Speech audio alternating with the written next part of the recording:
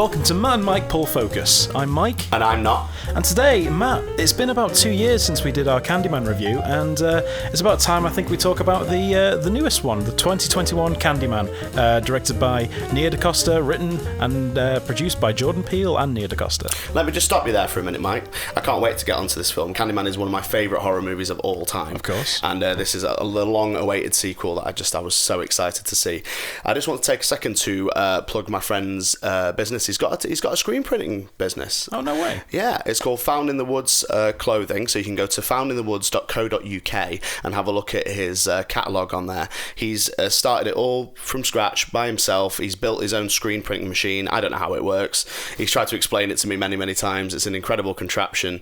He produces like incredible quality t-shirts. I've got at least 6 or 7 of them that I've happily bought from him. They're fantastic. So yeah, if you want to support a local business, go on to foundinthewoods.co.uk. You can find him on Instagram, Facebook and Twitter as well. And yeah, support a local business, do something good. Fantastic. Oh, you're a good friend to have, plugging away like that. Yeah, one tries. So I was super excited about this film. I've been a fan of the original Candyman since, it was one of my first traumas as a child. Yes. And when I heard that it was being produced, and initially I thought it was being directed by Jordan Peele, who did Get Out at this point. Seen Get Out at this point. Us was yet to come out, I think, when this was announced. Super excited. Finally got to see it. You eventually got to see it, didn't you? You had some trouble with your first screening. Oh yeah, I did go to the cinema to watch this on opening weekend, and was really enjoying the first 5, 10, 15 minutes, but the audience were absolutely one of the worst ones I've ever sat alongside. They were laughing, joking on the phones. And I mean, I'm all for a fun night, but they were laughing at inappropriate stuff that didn't need to be laughed at, serious stuff that needed to be taken seriously. They were just finding something to laugh at. And when you're trying to get into a moody horror film, this isn't a teen slasher bollocks that you can laugh through. This is something that you're trying to, the tone is all important, and if there's people just messing around in front of you, you're not in it, are you? Exactly. I was so eager to watch it after you had introduced me to the original, and we spoke about it 2 years ago, and I've been trying to introduce people to it ever since, because it has fastly become one of my favorite actual horror films. And so yeah, the hype was real.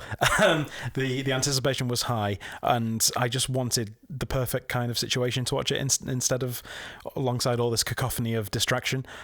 So I eventually did. I managed to get a decent screening instead, and yeah, absolutely thought that I don't know, I don't want to big it up too much, but I felt like it was a very decent sequel.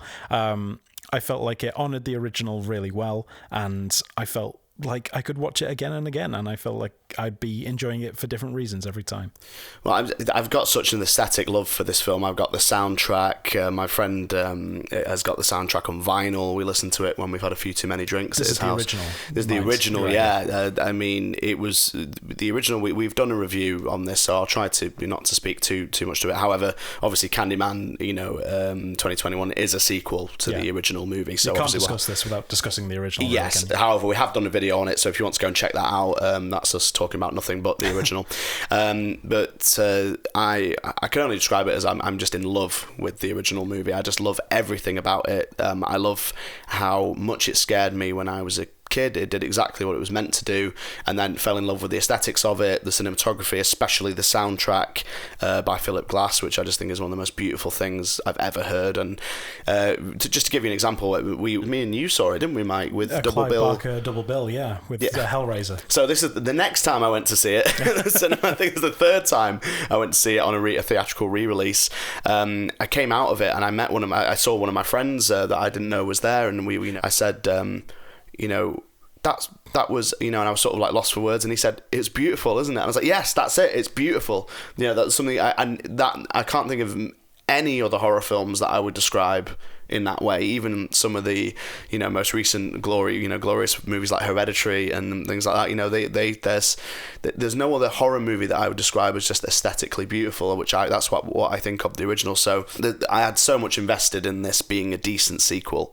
And I mean, to be fair, at one point we didn't even know if it was going to be a sequel. We thought it might just be a reboot or straight up remake. We weren't really sure. The trailers didn't give too much away initially to the casting. casting and to what the story was actually about.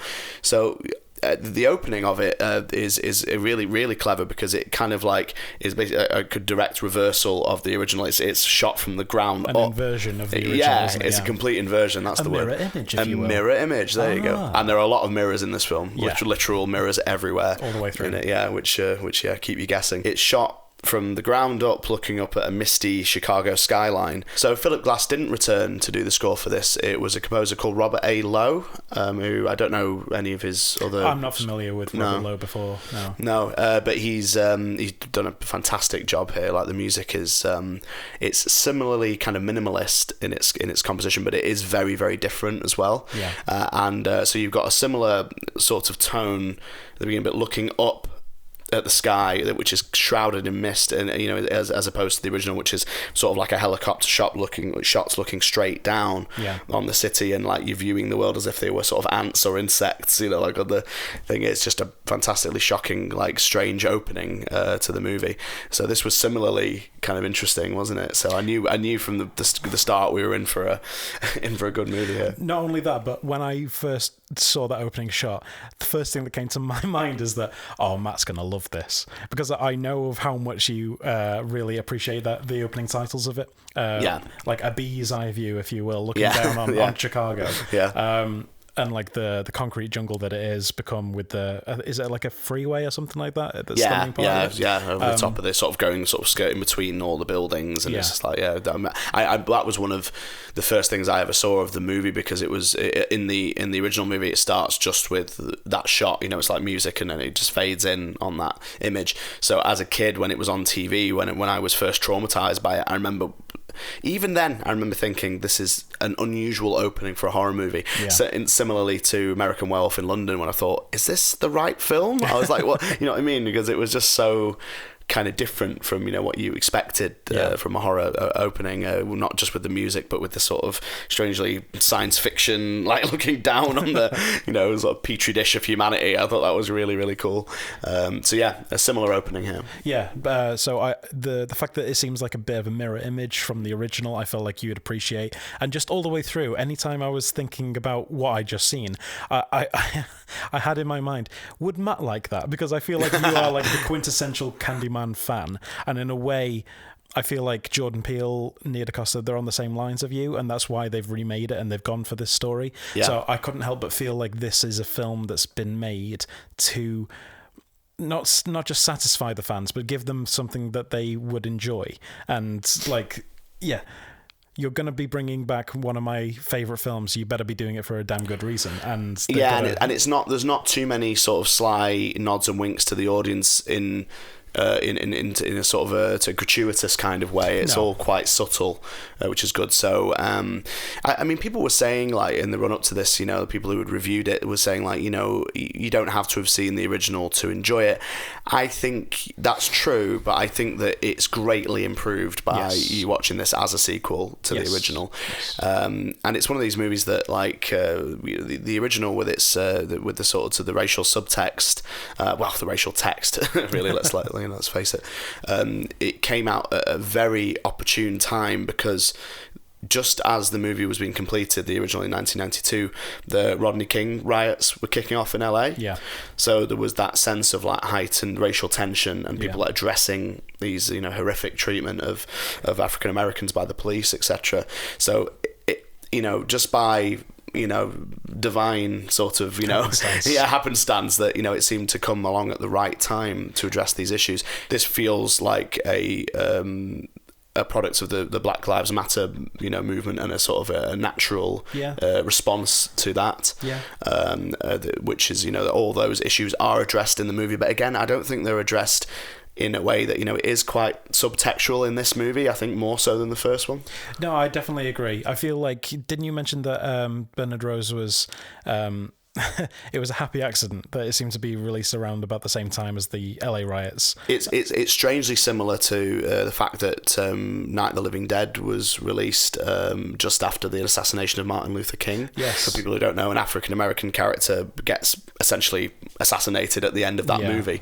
So little did they know that would happen, and it would be very much in the public consciousness at the time. So these things happen, and it's usually with horror movies. Yeah, you know? My point is that I feel like while that was a slightly accidental and a bit of good fortune that they seem to be released around the same time, it does feel like maybe Jordan Peele and DaCosta have kind of taken the I don't know, the feeling of the current moment and said that, hey, maybe we could try and make some kind of statement about it in terms of... Well, I suppose like Jordan Peele's work as a director directly addressed these things, since Get Out, basically. I mean, Get Out was released in, was it 2018, I think it is. Is it that recently? I think 2018 and us was 2019, I think. Right. So we, the movie starts with our protagonist Anthony, who is a sort of an aspiring visual artist, like painter, he has kind of installations, he has sculptures, and so he's in that kind of world of like, you get the feeling he's just like postgraduate, kind of like getting into this as a career, and he seems to be in that kind of what's the word, in that culture, that he seems to be his like. girlfriend is like an art gallery director. They've got artist friends who they hang out with, and they're very much like not so much like bohemian, but like they've got like the aspiring artist's ideal life, it seems. So everything seems to be going well. He's got a show coming up, but he wants to do something that's, like obviously like every artist does, he wants to do something that's original and important to him. So, and how does he initially find out about Cabrini Green? Does he get told about it by one of his... It's his girlfriend's brother, I think. That's right, his brother-in-law, Is he from Misfits, the actor? Yes. So people, I never watched Misfits, but I recognised him from like just previews on Netflix and Channel 4 back in the day. Yeah, my friend Alex said when we came out of the cinema, she was like, "Oh my god, Misfits!" and I was like, "What?" Okay, cool. So she's very excited about that, and doing. Well, I assume he's English, so he was doing a very good, fine American accent. But he tells the urban legend of, have you heard about Helen, the woman who went onto Cabrini Green and kidnapped a child and tried to kill it? So as a fanatic of the original, when that was mentioned, I was like, that is so brilliant. Like, immediately I was just like, well, not only is this definitely a sequel to the original movie, there was no doubt about it from this point, but he carries on to tell the story of the urban legend of Helen, who was left at the end of of the first Candyman movie. We know that and we should probably mention that there were sequels to the original movie, which have pretty much been discounted here. Farewell to the Flesh and Day of the Dead. That's correct. Mad Capsule Review, pieces of shit. But Tony Todd was fantastic in them, of course, because I could watch him read the phone book. I could definitely watch him read the phone book, actually, read anything. So that was a wonderful moment, and I think you mentioned the way that the story is told, it's recanted by his brother-in-law, is done through sort of shadow puppetry. And that's a big aesthetic theme in this movie, isn't it? The shadow puppets. I felt like it was really well done, very haunting, and a great way of just like the story tale kind of aspect of it, of the urban legends, which is kind of continued from the first one about Helen investigating urban legends and how they're told. I found the irony of her becoming an urban legend now is quite appropriate. It's perfect, and it's just as Candyman said, as Tony Todd said in the original, you will become legend. That's what is going to happen to us now. But I don't know if it was the same with you, but I feel like I'm a bit of a purist now with Candyman, and I wanted the film, if it was going to be a sequel, to be appropriately referential. And when they started talking about the plot and the events of the first one, when they start getting it wrong, like intentionally, they start mentioning how like Helen was the antagonist of the situation, and how she kidnapped it, and it's like what the people thought about her. I was kind of like getting like annoyed, like, no, Helen was like the victim in all this. She wanted to try and help. But you're so invested in her story, aren't you? Like, from being a big fan of the original, you're just kind of like, if someone says something that just is just definitively not true, it's kind of actually gets under your skin a bit. But that's the public perception of what happened. But that's again exactly what Tony Todd promised in the original to Helen's character. She said, like, we all die die, our bones will be ashes, and we will become legend, spoken about. And but I think even in those in this retelling of the story, his brother-in-law says, she was looking for the Candyman. Mm-hmm. So it's like this thing of so it's not that Candyman is even really a part of that story. It's almost like Helen is, again, a big theme of this film seems to be that there isn't one Candyman. I really like that. Yes. Yeah. This is the hive idea. The hive idea. Yeah. There's multiple Candymen, but also just candy people. Whatever these kind of. It was about metaphor, isn't it? It's about why these monsters and these human figures that become these monsters in our own minds are like metaphors for societal problems and behaviors and things like that. So it's this movie said, don't worry, it's not Tony Todd, as fucking perfect as he is, that character. It's not about him. Yeah. This is not going to be his story. Yeah. Again, this is going to be about the fact that everyone creates their own demons, societies create their own monsters from multiple situations, not just one. There's not just one cause. Yeah. And I thought that was great early on. I thought this is going in a really cool direction. That's expanding on the original, not just doing it again. Yeah, no, I completely agree. The hive idea was something that really made me kind of smile towards the end about the fact that all the way through I felt like it was going to be a passing of the torch from Tony Todd to Anthony's character, and by the end, spoilers I suppose, the fact is that he's kind of integrated into this hive of Candymen all the way through the years that have just been victims of racial injustice, and them being the spirit of vengeance for the black community. I found to be so much more, I don't know, enjoyable from an idea, from a storyline perspective. I was so worried that they were just going to be doing the same old rehash about, okay, there hasn't been a Candyman before and he's just turning into the Candyman and he's becoming the Tony Todd character. Yeah, that's what that's kind of almost what the trailers kind of teased, but they didn't actually. They sort of were misleading. Yeah, exactly. Way, But I feel like by doing the hive idea, it kind of honors the legacy of the Tony Todd character, and does doesn't do him an injustice, or does him justice, I should say, by making him the queen bee or the king bee of this hive, and just seeing the influence that he's had on the different kind of communities. I just felt like that leads up to maybe having sequels, that leads up to just so many different stories that you could be told in this world, I guess. Well, I thought, if the original, again, to me, the original was kind of about saying that, monsters can be created from, injustice. Yeah. As the first one was basically saying, this shit fucking happened to people, man. This is and then, so Tony Todd is just kind of a metaphor for that rage of a society that's been enslaved and downtrodden, and saying this is fucking awful. Have a look at this. This is what Candyman is just a metaphor for that, essentially. Yeah. Whereas this one was kind of saying, I think, again, with my takeaway from it was this shit has been going on forever, man. The community. Yeah. This is not one generation's problem, which is what has been one of the most enlightening things about the Black Lives Matter movement, is people saying, this is not isolated. This is not something that happened in the fucking 60s, or whenever, or in in Candyman's case in the 19th century or whatever. This is ongoing. This is happening now. It's a current issue as well. Yes, and who is the poor bloke? I think for me was one of the most affecting scenes in Candyman 2021 was when what can you remember the character's name? When Sherman Fields. Sherman, yeah, the one in the 70s. So Sherman is this this guy who hangs around in Cabrini Green, which is amazingly reconstructed for this definitely. film, which no longer exists, has been demolished. I think back in 1996 or something like that. Yeah, they did a good job. Yeah, which the first film partly has is responsible for that happening. Essentially, people realizing how awful this community had become, and how impoverished and so on. But yeah, so his character is this sort of grown man who's got mental health problems and is basically wanders around the corridors of Cabrini, and in the walls he sort of because they have these breeze blocks walls that are easily like broken through, which was obviously a theme of the original. And he is just innocently offering kids sweets, like to just be a nice guy or whatever.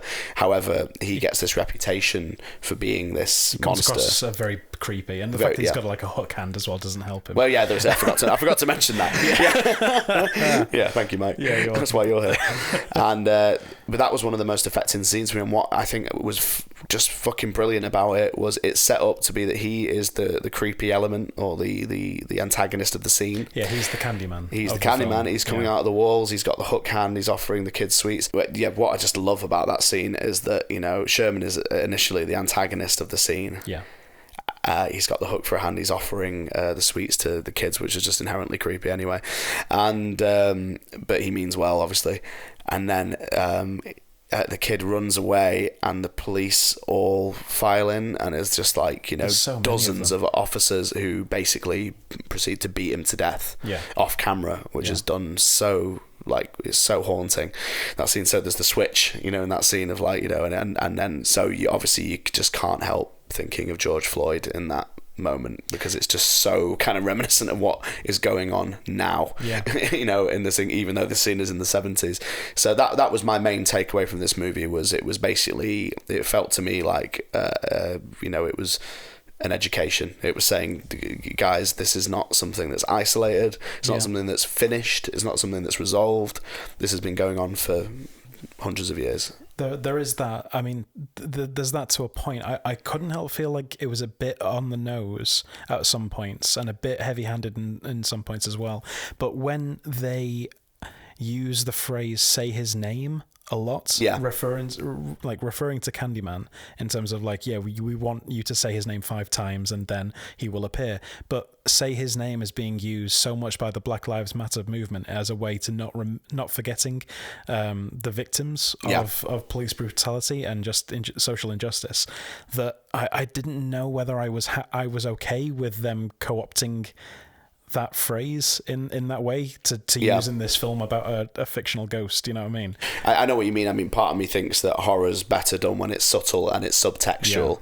However, I mean, tell that to DaCosta. What I mean? It's time's up, isn't it? It's just like, we need to be frank about these things. Where like, as I can imagine from an artist's perspective, especially an African American artist, just being like, come on, guys, like, this is fucking, what I mean? Like, we need to be, let's not be subtle about this anymore. What I mean? In a way, it's like, this is something that needs to be said. However, I know what you mean. Obviously that's the perfect medium for that is protests and real life, real life protests and stuff like that. However, in the art, in a movie, it could be a little bit on the nose. But the thing is, I kept thinking as well, and I actually said to my friends when we came out, I said, I wonder if people will, talk about this movie in 30 years' time, and people will get what it was about. Because when you watch movies that say from the 50s or the 60s, that there'll probably be so many kind of current cultural references in there to what's happening right now, in the zeitgeist, that you will not get, what I mean, but work perfectly for there are so many films that like people say like, oh, it's so much more culturally relevant now than it was at the time, and I can't agree with that. I just feel like things just haven't changed. So, it's always relevant. The way things are going, people will probably watch this in 2051 and just go like, oh, it's so culturally relevant. And it's just like, no, it's just because things haven't changed in 30 Well, years. you'll hope not. You hope that in 2051 they'll be like, oh, do you remember that? The cynic in me is just, nothing's going to. Do you remember when this bullshit was happening? It's very much a film of the now, in the way that it is, I think, addressing the George Floyd and the Black Lives Matter movement. However, having said that, there are some very unsubtle nods to that, but there are also some just incredibly creepy scenes in this film. Like the scene that when Anthony is basically investigating Cabrini Green, and which has now been demolished as in real gentrified a lot, hasn't yeah, as in real life, it's been demolished and gentrified around that area. But there's still some maisonettes, those kind of like small houses all linked together, which are abandoned.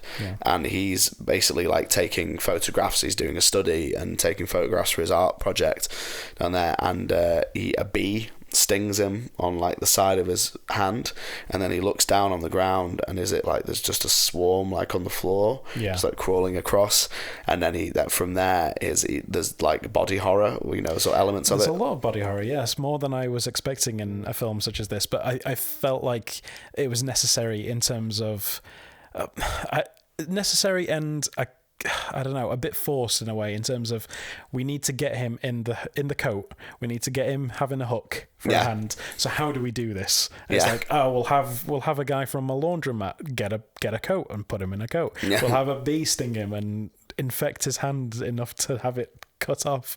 And I felt like, I get why you've got to get him at the end of the film looking like Candyman, and I felt like that was a decent enough reason for why. Let's have his hand be infected and in need of amputation. Let's have a guy work at a laundromat and just have a coat. I thought that was that makes sense. You actually did. Well, for me it was kind of like, because the laundromat owner tells him eventually about the Tony Todd's character, Daniel Robital. Yeah, that's right. I think that's correct, isn't it? The pronunciation.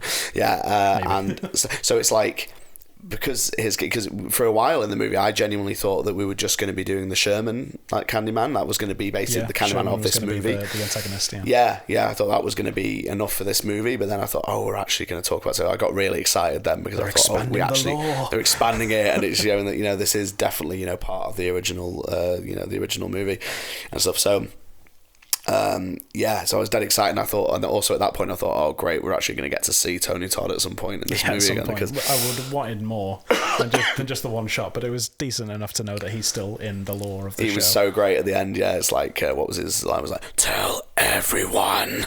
And just like, and me and my friend Mark like just had to stop ourselves standing up. We were just like, and so no, it was wonderful. But I love that ending scene, especially when basically Anthony gets shot by the police at the end after a whole bunch of stuff, and but he's lying on the ground. He's unarmed. He's not a threat to the police. Another unjust police killing, and then his girlfriend is put in the back of the police car, and the policeman basically saying, you're going to tell our superiors the correct story of what happened here, otherwise it's going to be hell for you, sort of thing. And then she says, can I see myself? And he turns the mirror, and you're just like, oh yes, like fucking do it. So she says Candyman 5 times, and fucking Anthony comes back and just fucking slays everyone. And he's got this really cool character design where he's got like the bees just swarming around his head, so it's like you can't even see his face at times. Then he begins to switch and change into like Tony, into Sherman, like into all the different kind of characters. So that just reinforcing that thing of like Candyman is not one person. Like this is like he's an entity. He's the representative of injustice, the embodiment of all the vengeance. From different. And when she walked around the corner and she saw like your man Tony Todd. I just and then you get the Tony Todd saying, I was just like, so that was just a wonderful moment. So I was left really, really satisfied by it. It was different enough to the original in terms of its style. There were differences, like the direction was absolutely fantastic. Has DaCosta done any other feature films that you know of? None come to mind. She had done a film, I think a film called Little Woods, which was like her like debut. And now she's doing this, and then she's got the Marvels, like the sequel to Captain Marvel. Oh, she's signed on to do the MCU. Was that the Eternals? Is it? Or no, that's actually Best Director winner Chloe Zhao. It seems like everyone seems to be doing like one independent film that gets people's attention, then they do like a bit of a bigger budget thing, and then they go straight into the MCU. It's really weird how that's happening. Jane Silent Bob Strike was like, what did I tell you, man? You do the safe picture, then you do the art picture, then you do the payback picture because your friend says you owe him. Yeah, exactly. I love Jane Silent Bob Strike Back. What a movie. And it's the only movie in like I actually love Ben Affleck in, which is like hard to say, like, but I really do. I think he's really funny in that film. He is. No, bullshit, because I wasn't even with a hooker today. Aha! That's Exactly. actually really funny. I love that one. Oh, bless him. But yeah, he's back with J-Lo. Did you hear about this? This actually blew my mind. Like, I was like, what? What is this becoming? Is this a gossip one now? Yeah, no, my friend at work was just like, did you know he's back with J-Lo? And I was like, is that actually happening? Yeah, That's kind of that's kind of feels like the world's kind of like that complete now. It's like like universe is aligned somehow. We've just gone back to 2001. That's yeah. We're just reverting. We've got back. Jane Silent Bob reboot. Exactly. We've got them back That's together. all you need to do. Yeah, we've got Candyman movies. What year is this? I know, but yeah. But you make a good point about the creepiness that actually does infect this film all the way through. I felt like was done like remarkably well. People keep saying, I keep seeing reviews of like, I wanted it to be more horror than it is political, and I just feel like it does it more political than the original, but only because like the original was like done in 1992 and you couldn't really come out and just say, hey, white people suck. Well, there was, I don't know if I mentioned this in the previous episode, but I was really shocked when the restrictions that Tony Todd talked about, which I felt so naive when he was talking about them. But basically, he was on, I think it was the Evolution of Horror podcast, or perhaps he was talking to Mick Garris on Postmortem. It was one of the great horror podcasts anyway. And at one point in the interview, when he was talking about Candyman, like Tony Todd did say, he said to the interviewer, he said, "You do know there are about 12 minutes cut from Candyman, don't you?" And he was like, and the interviewer was like, "No," and he was like, "Yeah, there was basically, when Helen comes back to my lair in Cabrini and I pick her up and we start spinning round and the camera sort of spins around in that kind of dreamlike way." There was an entire 15 minute flashback scene to show me with basically Helen's spiritual double back in the 1800s. The ancestor. Yeah, the ancestor of Helen or whatever, which completely explained the whole love story and my love for her in the first place. And it was cut because the producers thought that, the audience couldn't handle an interracial sex scene. Ready to see that yet. Yeah, and it's like, and it was so kind of, again, it was a wake up because the interviewer was like, "I can't believe that," and Tony Todd was like, "Really, you can't believe that?" And he's like, but that just goes to show, that the African American experience and the experience of people of color around the world is something that they have to know about. Yeah. We don't know about. Exactly. We're only just kind of cracking the surface of it. Yeah. But anyway, that was. Wonderful like scenes in this, and for me it was the perfect tone. There was nothing about it apart from off air before we were talking about the high school scene with the girls in the mirror. That's the one scene that doesn't really suit the film, I feel, or like fits well in what they're trying to bring.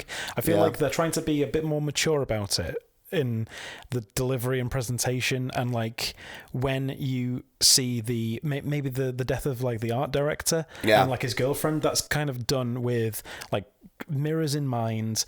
They're making it into a big set piece of a thing about him being dragged along by this invisible spectre, but when you look into the mirror you can see him, and it's all done very purposefully. And the high school one is done in a way which is mainly off screen, and they wanted something where maybe teenagers die for like the teenage audience to be scared, because otherwise they're just going to not be very entertained by this story about political injustice. It felt like a trailer scene to me. I was like, because it was great in the trailers, and I remember actually thinking to myself, like, when is this storyline going to come in? Because I remember thinking, we're in this world, we've set up the protagonists, we're like, where does that high school shit going to come in? I remember actually thinking that, and it did felt very tacked on. Basically, I think one of the girls was at Anthony's the art gallery where Anthony's installation was up, and she saw it and basically told her mates about it. That was essentially what the only connection, really, wasn't it?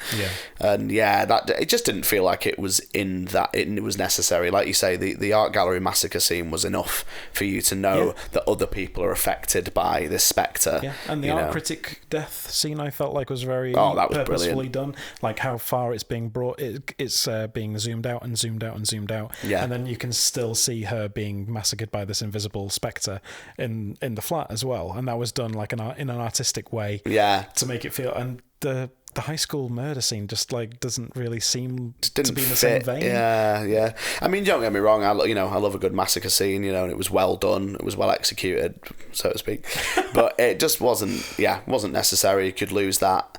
However, I could use some basically, for people who have seen it, you'll know that the sort of twist in the sort of the beginning of the third act is that the guy who owns the laundromat turns out to basically be a sort of Candyman fanatic who's obsessed with basically conjuring him, pleasing him, whatever, satisfying his and basically keeping his memory alive, which is like, because he was brought up in the projects and has seen so much fucking violence. He was the one who like screamed at Sherman and got him killed as well. Yeah, exactly, yeah. So do you feel like he feels like a bit of, I don't know, remorse, or feels like he has to kind of help him out from the other side? I just saw it as him just being batshit from seeing so much really fucked up shit as a kid, but the batshitness does come out of nowhere. I feel like it was so normal bit, in like the first two scenes you see him in, and then like suddenly he just switches and becomes like, hey, you want to become Candyman? It's like, all the complaints I've heard are basically from that, and I think that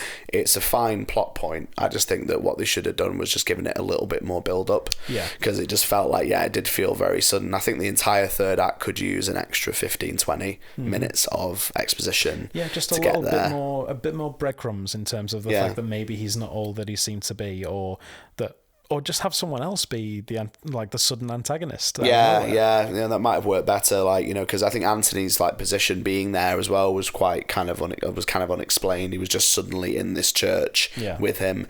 There was a great scene there where his girlfriend is looking for Anthony, and she goes to the abandoned laundromat, and she goes she's looking in this room and that room, and then she goes to a door, she opens it, and she looks down this dark flight of stairs, like Evil Dead 2 style, into the basement, and she just goes, nope, and just closes the door. And that was great. No, this isn't going to be that horror film, Yeah, I feel like the actress who plays like Monica Rambeau in the MCU, who was the girlfriend. Oh yeah. I felt like she did a really good job of being like the put upon. I don't know, the audience surrogate in terms of not knowing what the hell's going on. And but also, I liked her family, the way she went back to her brother and and his boyfriend, and they were sort of basically the way they were counselling him in that kind of really sort of blasé kind of way of just like, oh, he's just fucking crazy, like leave him, don't. And it was good because as the audience, something really profound is happening here to Anthony, but they, as in real life, people don't take that shit seriously. They just dismiss it as like, oh, he's just crazy,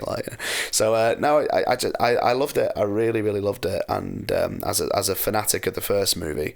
I'm not even a fan. I think Fanatic's the only. I just absolutely adore it. You're the Billy Burke here, right? Yeah, and I can't wait. I hope they do more. I really do. I hope they expand this story. And did you miss Virginia Madsen a little bit? Did you think she could have fit into this story at all? I felt like she was appropriately used. I felt like the archive footage that was inserted in did the job well. I didn't feel like she needed to have a cameo or something like that, being stood next to Tony Todd or anything like that. I felt like her story was kind of over, even though it's being told by other people. But I did like, I mentioned it before, how I was a bit annoyed by them getting the facts wrong.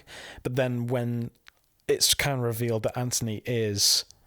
spoilers, the baby that's being kidnapped from the original, and then he goes and sees his mum, who looks exactly the goddamn same. She has aged so well. Actress. Well, I mean, this is 29 years later, isn't it? So she must be. If she was in her early 20s in the original Candyman, so she must be fucking... I think she's mid-50s or something, but she doesn't look it at all. She looked great. But just by bringing that full circle and making it to be it's a definite sequel to the original, and then she's able to tell the story, the true and proper story of Helen and how she saved Anthony from the fire and the bonfire. I felt like that was, I don't know, what's the word I'm trying to look for? It was a good... it was a satisfying conclusion to that, I felt. I really loved that scene because, the way that Anthony is, unsure if something supernatural is happening to him or not. Up to this point, he thinks maybe this is all in my head. And then for his mother to say, you were taken on this day, and then his sort of collapse, when his mum says... you were taken. Yeah. I love that moment because you just see him just like he believes. And then when your mother says it, you're like, this must be true. Yeah, you want your mum to say, no, it's just in your head. You just need help. Don't worry, we'll sort you out. But she said, no, it's all fucking true. And I that was actually one of my favourite, certainly for acting. In the movie, the performances there were just like, I believed that so much, and I think that the suspense that they built up, thinking like, because there is there could be a movie here where it is all in his head. You know what I mean? It's like that's what I love about some horror movies as well. Like exactly. Totally. Is Helen imagining it, or is it actually? I love horror movies like that. There are a few examples. The Haunting is. I don't know if you've ever seen the original Haunting, like 1963 version. Is it 63? Yeah. I've recently rewatched the remake as well. Oh God, with Catherine Zeta-Jones. Yeah, it's so bad. I remember a piano string like hitting someone in the eye. That happens like 5 minutes into them being in the all house. I remember. Oh God, all so I can imagine now is like the spoof, the scary movie version with Tim Curry. Yeah. Like if one of our little chickadees was to take a shower, which button would I press to get a close up? Just Tim Curry being creepy. Just Tim Curry being Tim Curry. I love Tim Curry. About Anthony's mother, I couldn't help but love how much detail was given to just the cardboard cutout of her at the beginning. I could see the entire scene of when she's stood over the crib and everything's bloody around her. Oh God, and yeah. They managed to transfer that over to cardboard cutouts so damn well. Yes, I was so impressed just from like the first 3 minutes. Well, it's like with the silhouette of Helen, like you just know that cutout is so well done. You know that's Virginia Madsen. It's like the wonderful artwork there, and that's and again it's an original trope that I've never seen in a horror movie before. It's unique to this. Creepy as well. Really, really creepy. Really well done. Yeah, I'm a huge fan of this movie. I thought it was fantastic. I can't wait to watch it again when it comes on digital download, and I'll probably I might even treat myself to the Blu-ray, get a good old steelbook Blu-ray of it. One thing that I do want to talk about as well is just how well mirrors are featured all the way through. It's such a staple because of course he comes through the mirrors but I felt like they were really amping up the fact that this mirror dimension exists, and like reflections were acting on their own accord. And oh my God, the bee scene where he picks the bee out of the mirror. Yeah, and no, the bee's in the mirror. Hitting against it, like as if you were looking into another room. That's brilliant. Which is really well done. There was one scene where I believe Brianna wakes up and she looks and she sees Anthony in the bathroom, and he's just like staring there with the tap running, I think, and then he closes the door, which is just kind of odd in the same way. Yeah, but really slowly, like awkwardly, just like pushes it closed. Yeah. But when he's like still got his back, or like he's still got his shoulders to the door, the reflection moves. And like he in the reflection just like moves away from the door a little bit or turns his head, but he doesn't. Oh my God, I didn't even spot that. Yes, it's such a subtle touch. I love it. I just love that little touch. That's amazing. I think it's going to have a lot of rewatch value, this film, because there's so many things that people have mentioned that I just didn't even pick up on. Yeah. So many times you just look into a mirror and there's like, oh nope, there's Sherman looking back at you instead. And there's one moment I believe when he's doing the duck soup act of like standing in front of a mirror and moving his right arm, and then Sherman moves his right arm. But then like when he's snapped out of it and the critic is now talking to him instead, you can see Sherman hiding in a doorway behind her, and he's like there the whole time. That I love that the horror it's kind of like a recent horror trope, which I really, really love. Like Hereditary did it really well. Yeah. This does it really well, where the monster, the antagonist, is in the frame hiding the whole time. Yeah, hiding in plain sight. Exactly. And there was the scene that got me, and it got me because I only confirmed that I saw it just as the scene changed, and it was when Anthony is looking in the reflection of the living room window with his girlfriend and initially calling Candyman. Yeah. And they're looking in this reflection that's quite dark, so you can't really see, a very good reflection in it. But they say the Candyman 5 times, and you realise that Sherman has basically been stood there the entire time. Yeah. And I only noticed it just at the scene change, and it made my heart leap because I was like, "Holy shit!" It was. That was the same brilliant. When I saw Sherman behind the critic. And I was just like, he's there! I was able to do like the Leonardo DiCaprio thing from Once Upon a Time in Hollywood. Just like, he's just pointing. Yeah. Beer in one hand. Like.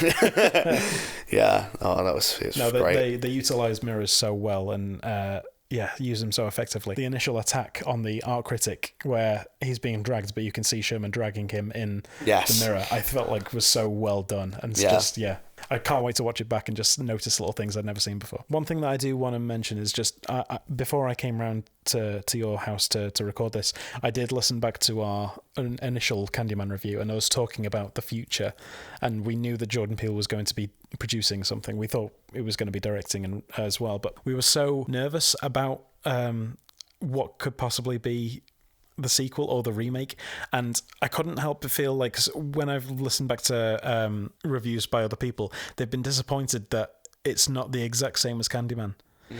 And like they're not happy with the changes that have been made by Peele and DaCosta, and I can't help but feel like they'd be pissed off if it was the exact same. Yeah. If it was a reboot and remake, they'd be just, there's no originality anymore. And they're not taking the legacy any further. They're not expanding upon it. But I feel like with this one, they are actually doing a really good job of expanding the legacy and lore of the Candyman, making the Hive idea more prevalent and feel like, oh, God, yeah, maybe George Floyd is, can be a Candyman in the future or something similar. And just like the victims of racial injustice could be part of this. And I don't know, it does have flaws, admittedly, but I can't help but feel like the positives far outweigh the negatives with this. Yeah, I think, you do get criticisms like that. People have expectations, especially when people are fans, super fans of things. Yeah. I can only see it as a triumph because it's doing something different. Mm-hmm. It's fully crediting the original. It's also incredibly timely because it feels like the right time to have made this film. Yes. In the last 5 years, this is the time to make it. It feels relevant. It's brilliantly acted. It's wonderfully directed. It's superb. The test for me is, I'll give you an example. When I went to see Pet Sematary, the remake, I came out of it and I thought it was really good, and then I thought about it for 2 days and then realised it was bollocks in my head. It wears off quite quickly with me. I do get that initial kind of cinema experience, like that was great, how scary, blah de blah. Sure. But then it wears off. Candyman just got better in my head, so I came out of Candyman thinking it was good and really enjoyed it, and then for the last few weeks I've been thinking about it since I saw it, and it's just gone up and up. Same. And just got better and better in my estimation. So exactly, you want something that kind of sticks with you and grows in your mind, like the fact that I love the original so much more now than I did when I first watched it. It just sticks with you. You don't want Gus Van Sant's Psycho. No. You don't want a shot-for-shot remake of the original because there's no point. What is the point? Yeah. I know you can't improve on the original, but you might as well try. It's that thing, I like the remake of Psycho because it's the same film as Psycho, so it's a good film. Exactly. It's fine, it's well acted, but artistically, I don't see it's almost like a technical exercise. Yeah. It's very technically well done. It's well made. It's made like the original was. What's the point? I consider this to be an updated version, and I feel like that it's done remarkably well. So that's all from Matt and myself today, so thank you very much for joining us. If you'd like to hear more from us, subscribe to our channel and be sure to like this video as it really helps with the YouTube algorithm. Damn that algorithm. You can also find us on Facebook, Instagram, Twitter by searching the name Matt and Mike Pull Focus, and we're now on Twitch by just searching for the name Pull Focus. Say goodbye, Matt. Bye, Matt. Well, that's goodbye from me. Goodbye.